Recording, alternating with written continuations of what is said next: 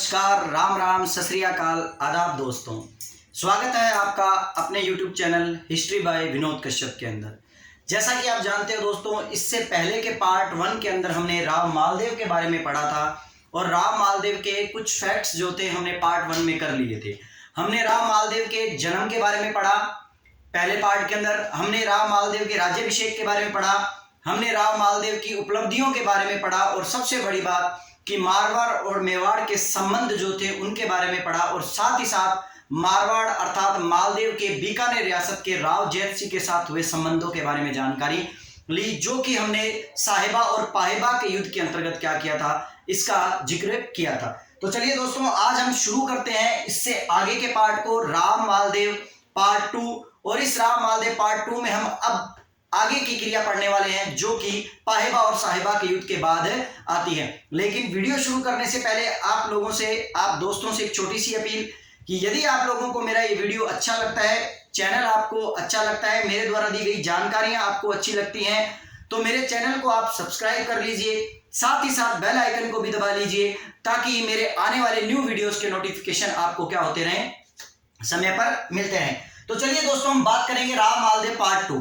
जैसा कि हमने पढ़ा था कि साहिबा और पाहिबा के युद्ध के अंदर मालदेव ने राव जैत सिंह को हरा दिया था। राव जैत सिंह उस युद्ध में मर गया था और राव कल्याणमल जो कि राव जैत सिंह का पुत्र था, वो किसकी शरण में चला गया था? शेरशाह सूरी की शरण में के अंदर चला गया था। दोस्तों, यहां पर आपको ये समझना पड़ेगा कि जिस वक्त दिल्ली सल्तनत के ऊपर शेरशाह सूरी का अधिकार था, उस वक्त मालदेव ने अपने दिमाग में एक योजना सोची और वो योजना ये थी कि मालदेव ये सोच रहा था कि क्यों ना मैं जिस हुमायूं को गद्दी से हटा दिया गया है उस हुमायूं को मैं मदद दे दूं और उसको मदद देकर मैं दिल्ली के ऊपर अपना वर्चस्व क्या कर लूं, कायम कर लूं कि हुमायूं को अगर मैं गद्दी पर बिठा दूंगा तो कहते हैं ना कि राजा से बड़ा राजा बनाने वाला व्यक्ति होता है। तो मालदेव एक प्रकार से ऐसा गेम चेंजर बनना चाहता था जो राजाओं को गद्दी पर बिठा सकता था और राजाओं को गद्दी पर हटा सकता था। लेकिन कहते हैं कि मालदेव ने हुमायूं को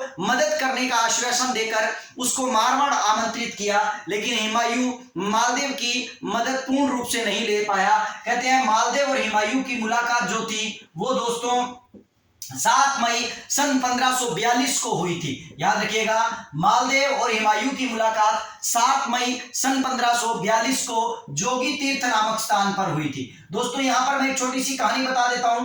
हुआ क्या था कि जब मालदेव हुमायूं को मदद करने की सोच रहा था, ऐसी स्थिति के अंदर हुमायूं ने मालदेव की मदद लेनी चाहिए। तो इस बात का पता जो है वो किसको लग गया? इस बात का पता बीकानेर के राव कल्याणमल को लग गया, जिसके हाथ में बीकानेर नहीं था। वो चाहता था कि उसे बीकानेर मिले। दूसरी साइड विरमदेव भी चाहता था कि उसको उसका मेड़ता मिले और अजमेर क्षेत्र मिले। ये दोनों के दोनों भागकर शेरशाह सूरी के पास चले गए थे और इन दोनों ने मालदेव के खिलाफ शेरशाह सूरी को क्या करना शुरू कर दिया?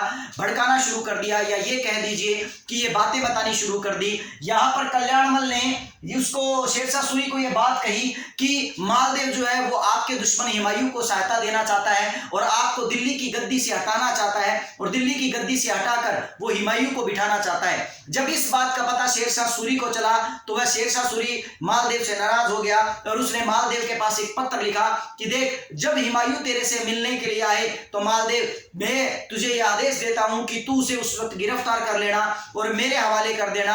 हमारे दोनों के मध्य किसी भी प्रकार की कटुता नहीं रहेगी। लेकिन राजपूती परंपरा को बरकरार रखते हुए हुमायूं ने, ठीक है ना, मालदेव ने हुमायूं को गिरफ्तार नहीं किया और साथ ही साथ उसको सहायता भी नहीं दी, लेकिन वहां से हुमायूं को क्या कर दिया? सकुशल भेज दिया। इस बात का पता शेरशाह सूरी को चला और शेरशाह सूरी बड़ा नाराज हुआ और शेरशाह सूरी ने मालदेव के विरुद्ध एक अभियान करने का निश्चय कर लिया, जिस अभियान को हम सुमेलगिरी अभियान के नाम से क्या करते हैं, जानते हैं, या सुमेलगिरी युद्ध के नाम से क्या करते हैं, जानते हैं। तो दोस्तों, चलो हम शुरू करते हैं आज सुमेलगिरी युद्ध का वर्णन कि किस तरह ये युद्ध जो है वो लड़ा गया और किन किन के मध्य ये युद्ध लड़ा गया। सुमेलगिरी, इस सुमेलगिरी युद्ध का एक दूसरा नाम भी है दोस्तों, जिसे कहा जाता है जेतारण का युद्ध। और जेतारण जो है वो कहां पड़ता है दोस्तों? पाली के अंदर। तो सुमेलगिरी का युद्ध, ये युद्ध कब हुआ? ये क्वेश्चन 1-2 बार परीक्षाओं में पूछा गया है, इसलिए ये क्वेश्चन बड़ा इंपॉर्टेंट हो जाता है। ये युद्ध जो है वो कब हुआ? 5 जनवरी सन 1544 को। दोस्तों याद रखिएगा 5 जनवरी सन 1544 को जैतारण का युद्ध या गिरी सुमेल या सुमेल गिरी का युद्ध माना जाता है। यहां पर आपको ये याद रखना पड़ेगा दोस्तों, ये युद्ध जो है किस किस के मध्य हुआ, शेर शाह सूरी वर्सेस किसके मध्य हुआ, मालदेव के मध्य हुआ, मारवाड़ के शासक मालदेव के मध्य हुआ। दोस्तों इस युद्ध के अंदर राव मालदेव के 2 सेनापति थे, जिसके बारे में मैं आपको पहले भी बता चुका हूं। एक तो था जेता और एक था क्या, कुंपा। और यहाँ शेरशाह सूरी की मदद करने के अंदर वीरमदेव जो मेड़ता का था और राव कल्याणमल जो कि क्या था, बीकानेर से संबंधित था, वो इस युद्ध में शेरशाह सूरी की मदद कर रहे थे। यहाँ पर दोस्तों मैं आपको एक चीज और बताना चाहूंगा कि सुमेल और गिरी, दोस्तों सुमेल और गिरी का इस युद्ध को सुमेल गिरी इसलिए कहा जाता है क्योंकि शेरशाह सूरी ने अपना जो पड़ाव था वो सुमेल नामक गांव के पास, एक सुमेल नामक क्षेत्र के पास एक बाबरा नाम का गांव पड़ता है, वहां डाला हुआ था।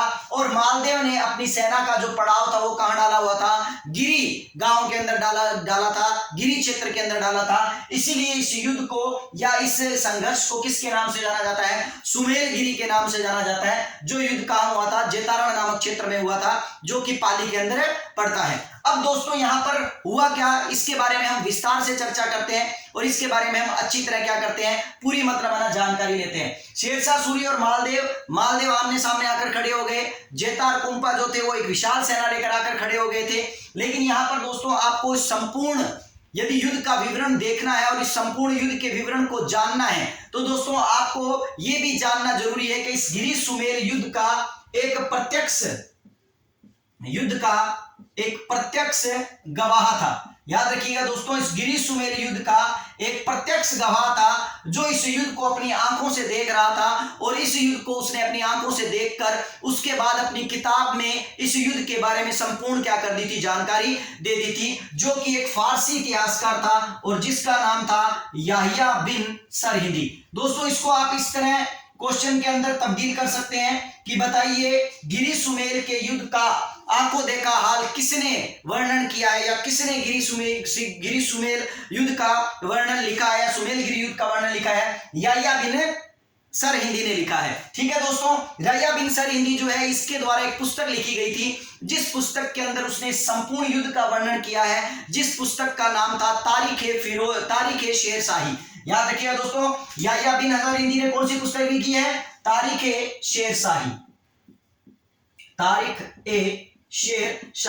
तारीख शेर शाही के अंदर वो संपूर्ण वर्णन करते हुए कहता है कि जब हम युद्ध लड़ने के लिए गए तो शेरशाह और मालदेव की सेना जो थी आमने सामने आकर खड़ी हो गई थी, लेकिन शेरशाह की सेना जो मालदेव की सेना से बड़ी भयभीत थी, जिसमें जेता और कुंपा जैसे ताकतवर सेनापति थे, तो शेरशाह ने उसी वक्त इस युद्ध के अंदर चालबाजी करते हुए एक योजना बनाई ताकि क्या है कि वो मालदेव की सेना के अंदर क्या डाल सके, फूट डाल सके। और उसने क्या किया कि मालदेव की सेना के अंदर एक जाली पत्र जो था वो फिकवा दिया और उस पत्र में लिखा था कि धन्यवाद जेता और कुंपा कि तुम लोगों ने मेरा प्रस्ताव स्वीकार कर लिया है और तुम लोग युद्ध के समय में मालदेव का साथ छोड़कर तुम शेरशाह सूरी अर्थात मेरी तरफ मिल जाओगे, तो इसीलिए मैं तुम्हें बदले में 10,000 सोने की अशर्फियां दे रहा हूं।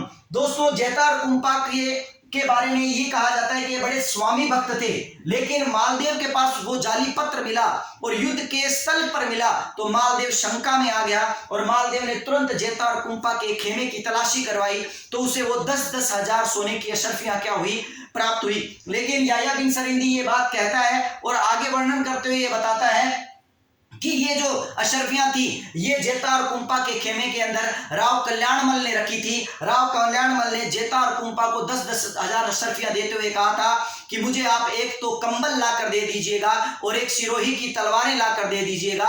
और इसीलिए उनको, क्योंकि उनको ये कहा था कि आप राजपूत शेरशाह सूरी से तो युद्ध जीत ही जाओगे और जीतने के बाद ये जो चीजें मैं आपसे मंगा रहा हूं ये मुझे आप क्या कर देना, दे देना। और इस तरह उनके खेमे में 10,000 रुपए जो थे वो रखवा दिए गए। जब मालदेव ने तलाशी ली तो वो 10,000 रुपए उनके खेमे से प्राप्त हुए और इसीलिए ऐसा कहते हैं कि राव मालदेव रातों रात अपनी आधी सेना लेकर इस युद्ध मैदान से क्या हो गया, निकल गया और वो मारवाड़ की तरफ चला गया। मारवाड़ की तरफ जाने के बाद, मारवाड़ से जोधपुर जाने के बाद उसने अपने जो चीजें आवश्यक थी, लेने वाली चीजें जो थी, और अपने जो संबंधी थे, अपनी पत्नियां जो थी या कुछ और अन्य में मुख्य जो व्यक्ति थे, उन सबको लिया और लेकर राव मालदेव जो है वो जोधपुर को छोड़कर अर्थात मेहरानगढ़ दुर्ग को छोड़कर किधर की तरफ निकल गया, सिवाड़ा दुर्ग की तरफ निकल गया। दोस्तों ये आपको जानना पड़ेगा, सिवाड़ा दुर्ग जो कि बाड़मेर के अंदर है, और इसी सिवाड़ा दुर्ग को, ठीक है ना, मारवाड़ के राजाओं की शरण स्थली कहा जाता है। वो सिर्फ इसीलिए कहा जाता है क्योंकि मालदेव ही नहीं बल्कि और अनेक शासक जो थे वो अपनी जान बचाने के लिए और अपने छुपने के लिए और जब भी संकटकालीन स्थितियां आती थी उसके लिए वो किस दुर्ग में चले जाते थे, सिवाड़ा दुर्ग में चले जाते थे। इसलिए मारवाड़ के राजाओं की संकटकालीन राजधानी सिवाड़ा दुर्ग। लेकिन क्वेश्चन है कि मेवाड़ के राजाओं की संकटकालीन राजधानी क्या है, तो मेवाड़ के राजाओं की संकटकालीन राजधानी कुंभलगढ़ दुर्ग है। जिस तरह मारवाड़ के राजाओं का क्या, ठीक है ना, संकटकालीन निवास स्थल जो है वो क्या है, सिवाड़ा दुर्ग है। तो दोस्तों इस तरह इस युद्ध के अंदर मालदेव अपनी आधी सेना लेकर निकल जाता है, और जब सुबह होती है तो जेता और कुंपा उठते हैं और देखते हैं कि उनके पास उनकी आधी सेना नहीं है। लेकिन जेता और कुंपा इस बात का निश्चय कर लेते हैं कि जब स्वामी को हम पर विश्वास नहीं है तो इस विश्वास को पक्का करने के लिए हम इस युद्ध को लड़ेंगे, चाहे मालदेव हमें छोड़कर चला गया है। और कहते हैं कि 5 जनवरी 1544 को शेरशाह सूरी की सेना के साथ जेता और कुंपा भिड़ जाते हैं, और जेता और कुंपा इस युद्ध को इतनी शक्तिशाली तरीके से, इतनी वीरता से इस युद्ध को लड़ते हैं कि शेरशाह की सूरी की सेना जो है वो दोपहर आते आते क्या होने लगती है, हारने के कगार पर आ जाती है। लेकिन उसी वक्त दोस्तों ये युद्ध इतिहास के पन्नों में बड़ा इंपॉर्टेंट युद्ध है, क्योंकि जो बात मैं अब बताने वाला हूं ये बड़ी ही इंपॉर्टेंट बात है। क्योंकि इस युद्ध की मुख्य बात ये भी थी दोस्तों कि जब ये शेरशाह सूरी इस युद्ध को हारने वाला होता है उसी समय नमाज पढ़ने का क्या हो जाता है, टाइम हो जाता है। तो शेरशाह सूरी जेता और कुंपा से क्या करता है, नमाज पढ़ने की इजाजत मांगता है, और जेता और कुंपा उन्हें नमाज पढ़ने की इजाजत दे देते हैं। और नमाज पढ़ने में शेरशाह सूरी इतना वक्त लगा देता है, और साथ ही साथ शेरशाह सूरी का एक शाही सेना लेकर उसका एक दूत जो था जिसका नाम था जलाल खां जिलवानी। दोस्तों ये बड़ा इंपॉर्टेंट नाम है, जलाल खां जिलवानी। जलाल खां जिलवानी उस वक्त शाही सेना लेकर पहुंच जाता है, और जो युद्ध शेरशाह सूरी हारने की कगार पर होता है वो युद्ध जलाल खां जिलवानी के शाही सेना लेकर आ जाने के बाद उस युद्ध मैदान में इनका पक्ष भारी हो जाता है, और जेता और कुंपा जो इस पक्ष को जीतने वाले होते हैं वो क्या हो जाते हैं, कमजोर पड़ जाते हैं। और इस युद्ध के अंदर जेता और कुंपा वीरगति को क्या हो जाते हैं, प्राप्त हो जाते हैं। तो दोस्तों एकमात्र ऐसा युद्ध जिस युद्ध के अंदर नमाज पढ़ने का मौका दिया गया,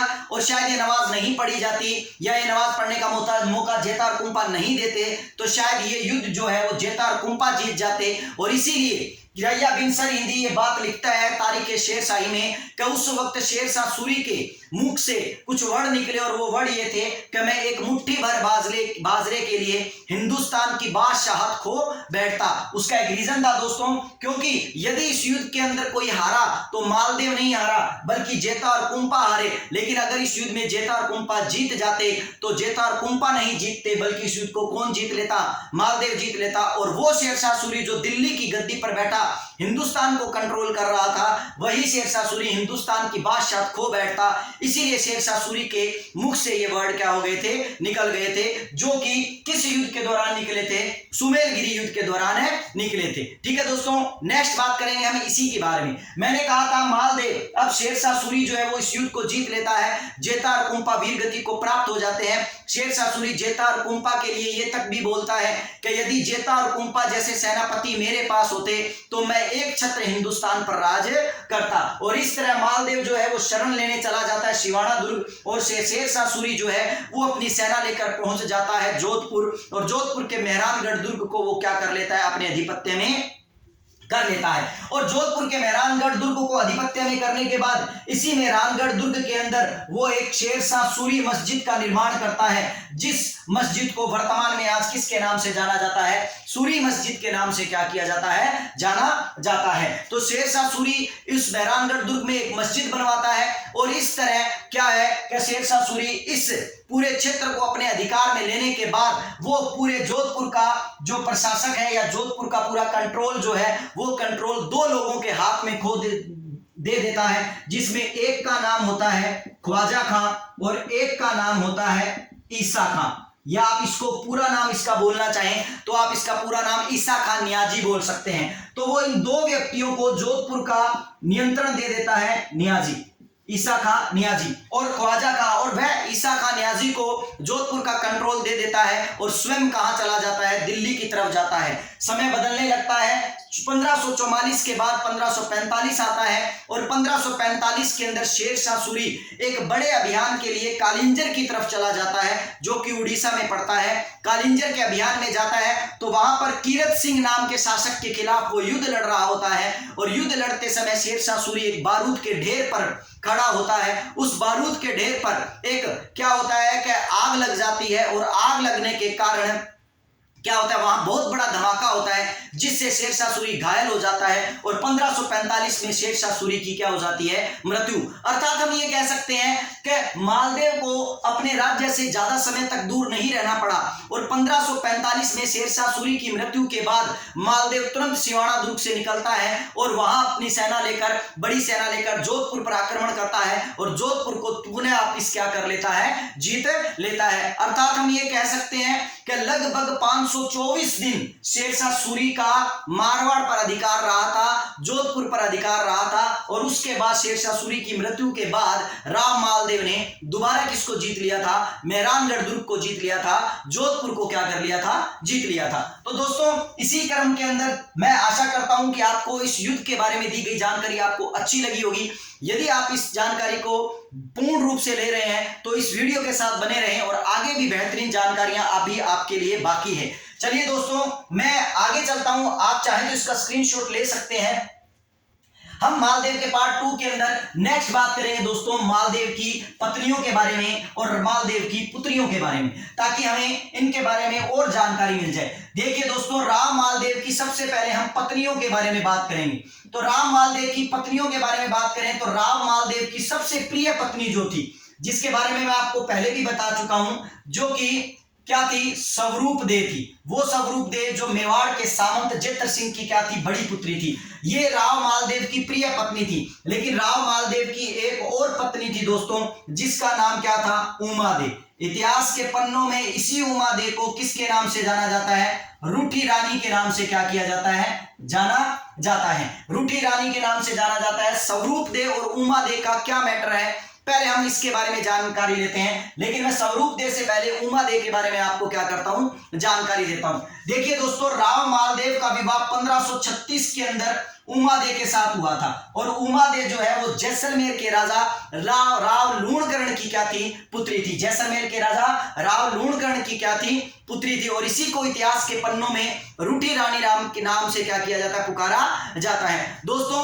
उमा दे के बारे में ये कहा जाता है कि जब उमा दे का विवाह था तो उसी दिन राव मालदेव ने बहुत ज्यादा अधिक मदिरा पी ली थी और मदिरा पीने के कारण जब दासी राम मालदेव को बुलाने के लिए आई और कहा कि महाराज आपकी आज शादी थी, आज आपकी सुहागरात है और आपको रानी जो है उमा दे आपको याद कर रही है, उमा दे आपको बुला रही है। लेकिन मालदेव के लिए कहा जाता है कि मालदेव इतना अधिक मदिरा पिए हुए था कि उसे वह जो दासी उसे बुलाने के लिए आई थी उसी के अंदर उसको उमा दे दिखाई दी और उसने वो रात उसी दासी के साथ बिता ली, जिसके कारण उमा दे बड़ी नाराज हो गई और उमा दे इस बात से नाराज होकर, ठीक है ना, मालदेव को छोड़कर कहां चली गई, अजमेर के अंदर चली गई। जो अजमेर के अंदर तारागढ़ दुर्ग है, उस दुर्ग के अंदर क्या रहने लगी। अर्थात उमा दे एक ऐसी रानी थी जो मालदेव से जीवन भर रूठी रही। लेकिन यहां पर दोस्तों एक छोटी सी बात और आती है जिसे आपको थोड़ा सा समझना है। वो ये है कि जिस समय राव मालदेव के ऊपर शेर शाह सूरी ने आक्रमण किया था, उसके बाद राव मालदेव को रूठी रानी की याद आई थी, अर्थात उमा दे की याद आई थी।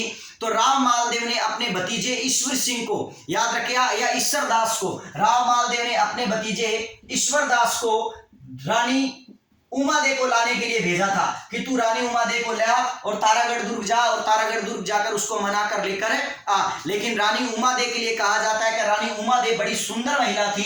तो स्वरूप दे और अन्य रानियों को ये लगा कि अगर रानी रूठी रानी जो कि उमा दे है वो अगर वापिस आ गई तो मालदेव जो है वो स्वरूप दे और अन्य रानियों से क्या हो जाएगा, अलग हो जाएगा। और स्वरूप दे जो है वो एक षड्यंत्र में लगी हुई थी कि वो अपने पुत्र को अपने पुत्र को क्या करना चाहती थी, गद्दी पर बिठाना चाहती थी, जिसमें उसका बड़ा पुत्र जो था वो उदय सिंह था, जिसको इतिहास के पन्नों में मोटा राजा उदय सिंह के नाम से जाना जाता है, और उसका छोटा पुत्र जो था वो था राव चंद्रसेन, जो कि राव मालदेव के बाद क्या हुआ, गद्दी का वारिस बना। और इनके मध्य इन दोनों से एक बड़ा पुत्र और था राम, जिसके बारे में मैं आपको बताऊंगा कि इस उमादे ने उसी राम के साथ जीवन भर, ठीक है ना, अपने दत्तक पुत्र राम के साथ जीवन भर तारागढ़ दुर्ग में रहकर अपना जीवन क्या कर दिया था, व्यतीत कर दिया था। तो दोस्तों इस तरह ईश्वर दास को भेजा जाता है और ईश्वर दास को कहा जाता है कि तू जाकर रूठी रानी को लेके आ, उमादे को लेके आ। लेकिन कहते हैं कि बाकी रानियां जो है वो ये नहीं चाहती हैं कि उमादे वापिस आए,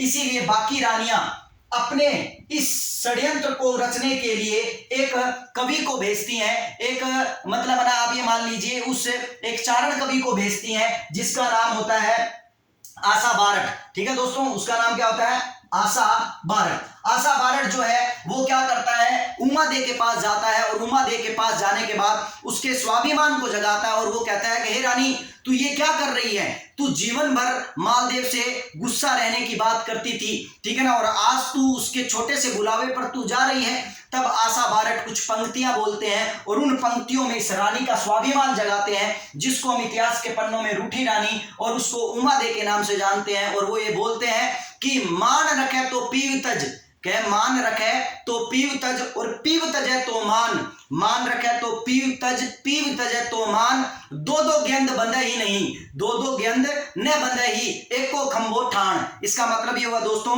कि यदि तू मान रखना चाहती है तो अपने पीव अर्थात अपने पति को त्यागना पड़ेगा, और अगर अपना पति रखना चाहती है तो अपना मान त्यागना पड़ेगा, जो इतने लंबे समय तक तू जिसका पालन कर रही थी। क्योंकि ठीक है ना, दो दो गायें कभी भी एक खूंटे के साथ नहीं बांधी जा सकती है। और इस तरह इन पंक्तियों से उमादे का स्वाभिमान जो है वो जग जाता है, और उमादे जाने से क्या कर देती है, मना कर देती है। और इस तरह उमादे ताउम्र तारागढ़ दुर्ग अजमेर के अंदर अपनी क्या रखती है, मतलब अपना जीवन व्यतीत कर देती है। और इसीलिए तारागढ़ अजमेर दुर्ग के अंदर उमादे के नाम से, रूठी रानी के नाम से क्या बनी हुई है, छतरी बनी हुई है। यहां दोस्तों आपको एक और बात समझनी पड़ेगी, चाहे किसी के द्वारा कुछ भी किताबों में दिया गया है, लेकिन आपको यह समझना पड़ेगा कि इतिहास के पन्नों में दो रानियां रूठी रानियों के नाम से जानी जाती है। हालांकि एक तीसरी रानी भी है, लेकिन वो रानी नहीं है, वो जहांगीर की पत्नी नूरजहां है, जिसे भी रूठी रानी कहा जाता है। वो क्यों कहा जाता है उसको थोड़ा समझ लीजिए दोस्तों। इतिहास के पन्नों में एक दूसरी रूठी रानी है, जो कि अजमेर के, ठीक है दोस्तों, अजमेर के एक शासक हुए थे, जिनका नाम था पृथ्वीराज चौहान। लेकिन ये पृथ्वीराज चौहान जो है वो क्या थे, सेकंड थे, थर्ड नहीं दोस्तों। तो चौहान शासक पृथ्वीराज सेकंड की एक बेटी थी, एक पुत्री थी, जिसका नाम था सुहावा देवी। सुहावा देवी जो कि मेनाल के अंदर भीलवाड़ा में क्या थी, रह रही थी। वहीं पर उसी के नाम से एक महल बनाया गया है, जिसे रूठी रानी के महल के नाम से क्या किया जाता है, जाना जाता है। तो याद रखिएगा दोस्तों, चौहान शासक पृथ्वीराज सेकंड की एक पुत्री है, जिसका नाम है सुहावा देवी। ये सुहावा देवी ही इतिहास के पन्नों में दूसरी रूठी रानी के नाम से जानी जाती है, जिसका महल जो है वो मेनाल भीलवाड़ा के अंदर है, न कि कहीं और है। अब दोस्तों बात आती है कि कुछ लोग ये कह देते हैं कि अजमेर में महल है। नहीं दोस्तों, अजमेर के अंदर ये याद रखिएगा, अगर रूठी रानी का महल है तो वो महल किसका है, नूरजहां का है, जो कि क्या है, कहते हैं कि जहांगीर 25 बार नूरजहां को मनाने के लिए, 25 से 27 बार नूरजहां को मनाने के लिए यहां आया था।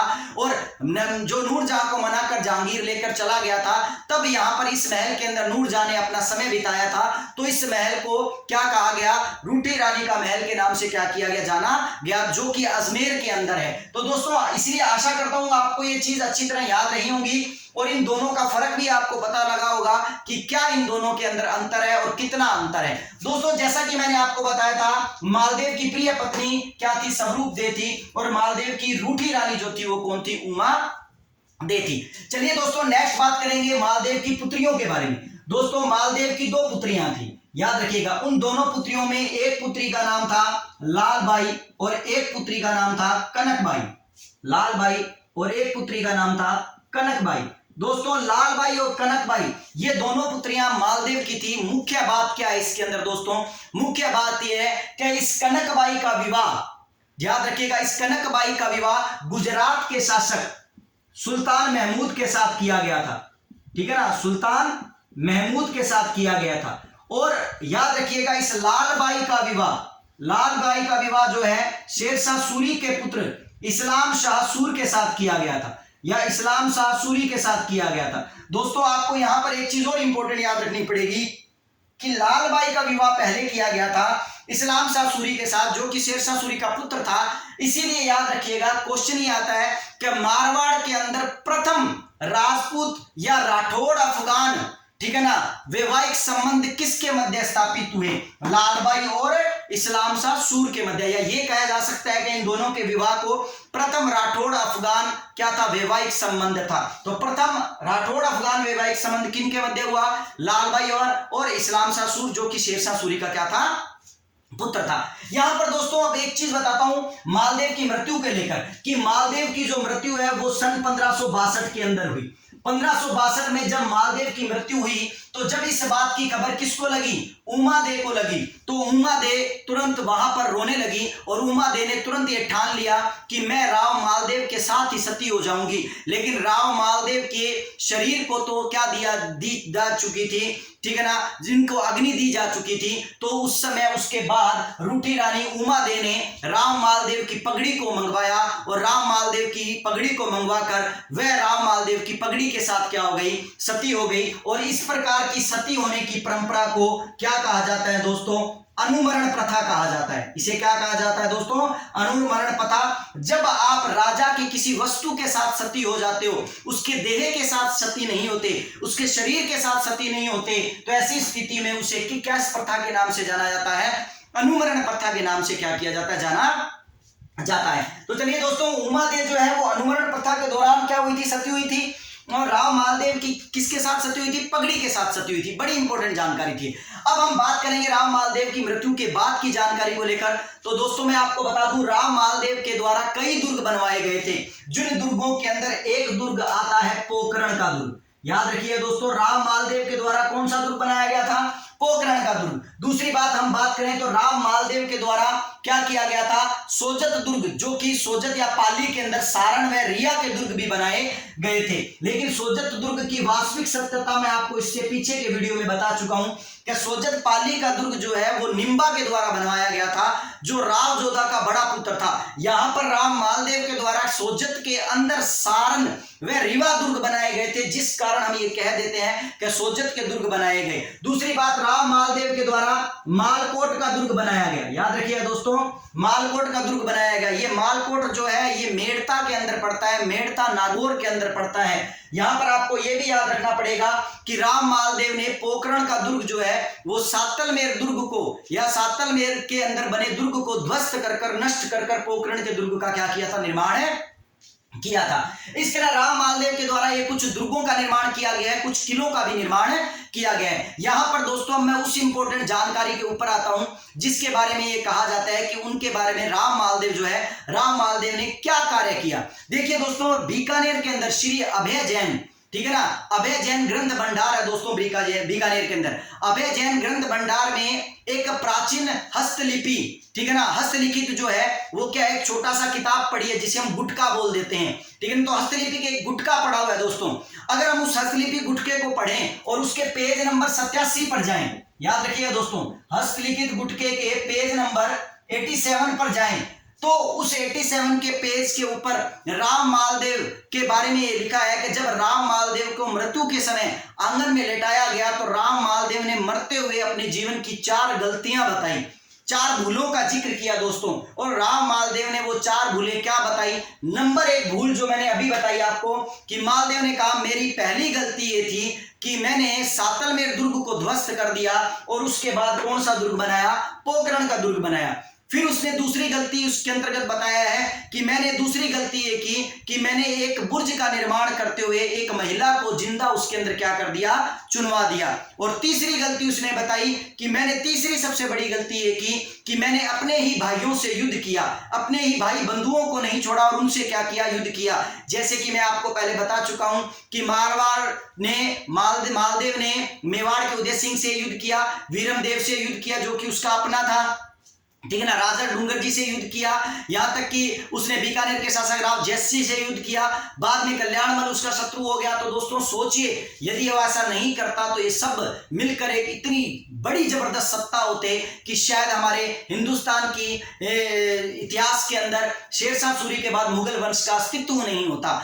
ठीक है दोस्तों, चलिए नेक्स्ट बात करेंगे चौथी गलती की। और शेरशाह सूरी के बारे में चौथी गलती बयान करते हुए मालदेव ने कहा कि मेरी चौथी और जीवन की सबसे बड़ी भूल ये थी, गलती ये थी कि मैं शेरशाह सूरी से बिना लड़े ही इस युद्ध मैदान से क्या हो गया, चला गया था, या रण क्षेत्र मैंने छोड़ दिया था। दोस्तों राम मालदेव ने अपने जीवन के अंदर इन 4 गलतियों का जिक्र किया, जिसका वर्णन हमें बीकानेर के अंदर श्री अभय जैन ग्रंथ भंडार एक क्या है, पुस्तकालय है, जिसके अंदर जो पेज नंबर 87 पर ये लिखा हुआ है, वहां पर एक हस्तलिखित गुटका है, जिसके अंदर पेज नंबर 87 पर उसने इन 4 भूलों का क्या किया, जिक्र किया गया है। तो दोस्तों ये था राम मालदेव, जिसने अपने जीवन में एक बहुत बड़े साम्राज्य का निर्माण किया, जिसे 52 युद्धों के विजेता के नाम से जाना गया, हशमत वाला बादशाह कहा गया, और भारत के अंदर एक महान शासक के नाम से जिसे क्या किया गया, जाना गया। आशा करता हूं दोस्तों मेरे द्वारा दी गई ये जानकारी आपको बहुत अच्छी लगी होगी, और अगर अच्छी लगी है तो मेरे इस गर्मी का फल आप वीडियो को लाइक कर और कमेंट कर दे दीजिए, ताकि मैं आपके लिए ऐसे ही नए वीडियोस बनाता रहूं और आपको इस तरह की अनेक नई जानकारियां क्या करता रहूं, देता रहूं। तो चलिए दोस्तों आज के लिए इतना काफी है, और मिलते हैं उसके बाद नेक्स्ट वीडियो के अंदर। धन्यवाद।